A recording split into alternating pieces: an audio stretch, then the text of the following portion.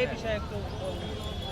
আসলে খালেদা জিয়ার আমরা যতটুকু এখন শারীরিক অবস্থা জানতে পারছি বা জীবন মিডিয়া বা ওখানে ওখানে যারা ছিল উপস্থিত ছিল সে রেসপন্স করছে, মানে হাতটা লাড়াচাড়া বা এইটা করছে। আমরা গতকালকে রাত্রে থেকেও বা এটা আছে বা এখনও ওরকম কিছু যে গুজবগুলো সরাইতেছে, হ্যাঁ তার অবস্থা খুবই ক্রিটিক্যাল অবস্থা, কিন্তু যে গুজবগুলো সরাই ফেলাইতেছিল অনেকে, গতকালকে আমি ওই গুজবে আমার মানুষকে কান দিতে না করব, সে এখন পর্যন্ত ঠিক আছে। সে এখন বিদেশে উন্নত চিকিৎসার একটা পরামর্শ দিচ্ছে ডাক্তাররা। আবার সম্ভবত মনে হয় আজকে রাতের ভিতরে হয়তো বা এই সিদ্ধান্তটা হতে পারে, যতটুকু আমরা ওখানে আলোচনা বা যতটুকু আমরা ভিতরে জানতে পারছি যে তাকে বিদেশে পাঠানোর একটা আছে। কিন্তু আমি আমার থেকে জুলাই আগস্টে এখন যোদ্ধা হিসেবে বলবো ডাক্তার আসলে কীভাবে ডাক্তারের বিষয়, তারপরে বলবো যদি ওরকম কোনো কন্ডিশন না থাকে সে যেন দেশে থাকে, এখানে চিকিৎসা নেয়। বিদেশে ভাই হায়াত যদি না থাকে বিদেশে নিলে কাজ হবে না,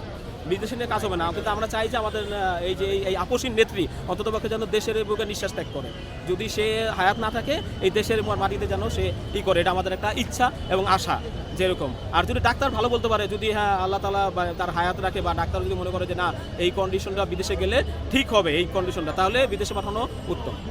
এই জিনিসগুলো এই যে বললেন আপসহীন নেত্রী যেন দেশেই শেষ নিঃশ্বাস ত্যাগ করে, তার আপসহীনতা যে দান সেটা নিয়ে আপসহীনের আপনার একটা বড় ধরনের হলে কি সে জেলে গেছে, সে যে জেলে গেছে, তারপরে আবার ব্যাপার হলো যে সে যেই মুহূর্তে ক্ষমতা আপনার নিচে, যেমন তার স্বামীকে হত্যা করা হয়েছিল, যেমন আপনি জানেন শহীদ প্রেসিডেন্ট জিয়াউর রহমান, তাকে হত্যা করা এবং তার দুইটা সন্তান ছিল ওই সময়, মানে এরকম একটা অবস্থার ভিতরে সে রাষ্ট্র ক্ষমতায় বসছে মসনদে, এটা কিন্তু চারটিখানের বিষয় না, তার বিভিন্ন ষড়যন্ত্রের বিষয় এই একটা বিষয়। তারপরে যেমন আপনার মনে করেন আপনার এরশাদের সাথে যে নির্বাচনে না যাওয়া, তার শুরুটা কিন্তু ওই জায়গা থেকে যে এরশাদের নির্বাচনে না যাওয়া। তারপরে আপনারা জানেন যে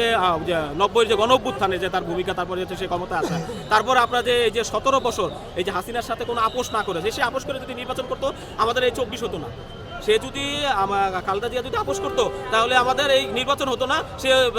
জেলেও যেত না, অথবা সে ভালো থাকতো, তার দল ভালো থাকতো, কিন্তু আমাদের এই 24 আসতো না। এই জন্য তাকে আপোষহীন নেত্রী বলা হয়, কারণ সে তার অবিচল ছিল, তার স্ট্যান্ডে সেখান থেকে লড়ে নাই এবং সবসময় দেশের কথা চিন্তা করছে, দেশের মানুষের কথা চিন্তা করছে। আপনারা জানেন যে 17 যে প্রথম 9 সালের যে নির্বাচনটা ফখরুদ্দিন আমলে যে নির্বাচনটা, ওই নির্বাচনে ইস্তারে একটা ডায়লগ ছিল, সেখানে আপনারা জানেন যে হাসিনারা বলছিল, আওয়ামী লীগ বলছিল যে আপনার যে দিন বদলের একটা এজেন্ডা নিয়ে তারা আসছিল, আর হলে খালেদা জিয়া বলছিল যে দেশ বাঁচাও মানুষ বাঁচাও, তার যে একটা ডায়লগ ছিল, এই কথাটা কিন্তু এখন কিন্তু বাস্তব 17 বছর পর কিন্তু 2024 কিন্তু বাস্তবায়ন হয়েছে এই বিষয়টা। আমরা এই জন্য আমরা তার আপসীন নেত্রী যে বলা, সে আগে অনেক কিছু বুঝতে পারে যে সিচুয়েশনগুলো কীভাবে হ্যান্ডেল করতে হয়, এবং মনিরুদ্দিন ফখরুদ্দিন তাকে বিদেশে পাঠাতে দিতে সে যায় না, কিন্তু হাসিনা কিন্তু গেছিল ঠিকই ওই জায়গায় যায়, কিন্তু সে আতাত করে আসছে, সে আতাত করে না, ওই জায়গা থেকে তার আসলে আপসীন নেত্রী নামটা আসছে।